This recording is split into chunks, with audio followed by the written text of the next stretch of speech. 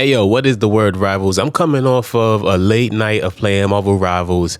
It's been rough, okay? But this week we have something to look forward to because this week they are releasing Elsa Bloodstone. So she's finally coming onto the roster and we don't really have much information about her as of yet. NetEase hasn't really said anything about the character. Seeing that she's coming out this week, I'm pretty sure that they're going to actually do the gameplay reveal. I'm thinking sometime around Wednesday this week we might see it. Take that with a grain of salt. I don't know exactly, but I'm thinking around Wednesday they will actually reveal some gameplay so we can check her out, check out her abilities and stuff like that. But until then, what we can do is look at the character as far as her comic persona, the abilities and things that she have, and we can speculate as to what she's going to be, what role she's going to be, and what role she will play in the Marvel Rivals. So that's what we're going to cover today. So if you're into Marvel Rivals, videos like these where we break things down, where we talk about the game excitedly without any toxicity, consider liking, consider subscribing. And outside of that, man, let's get right up into it. Now, the first question that we have to answer is, who is Elsa Bloodstone?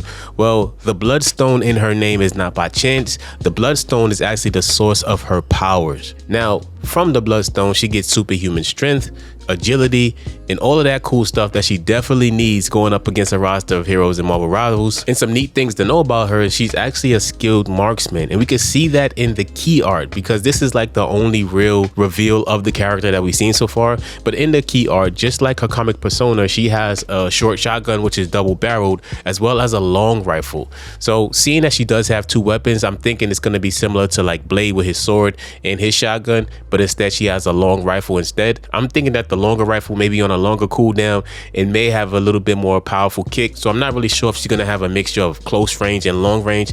That would be kind of cool because we don't really have a character that really works like that. We either have characters that work in the middle, long range, or up close. We don't have one that's kind of a hybrid of the two. So maybe that'll be an interesting take on this character. Another cool thing to know about her is that through the use of the Bloodstone, she actually has the ability to emit these powerful blasts. So that could be either connected to her ultimate or something along those lines, or possibly another ability that is on a cooldown. So it looks like she has quite a few options there. Now, from the looks of things, it seems like she will fall in the duelist range, but you never know. Marvel Rivals already tested this out with Deadpool by making him a duelist, a strategist, and a tank at the same time. So I don't think that she's going to be all three tiers here, but at the same time, you never really know. But the option does still land there for her to be able to be a strategist, possibly because of the fact that Deadpool uses his guns to heal. Her kit seems a little bit more geared towards offense in my opinion. So I don't think it's very likely that she could be a strategist, but you never know. Like I said, NetEase might flip things on his head and do something weird. Overall, I do think that the character looks interesting. I'm really looking forward to the banter that she will have with the other characters, especially since she's like a monster hunter, something like Val Helsing out there, and she's immune to vampire bites, and we know the only vampire in Marvel Rivals is Blade. So I'm really interested to see what their interactions would be. I think that would be kind of fun. Obviously, the narrative with her and Deadpool is going to be fun because the season is geared around their story. So maybe we get a little bit more depth as to what's going on, what happened in the museum, what happened between those two.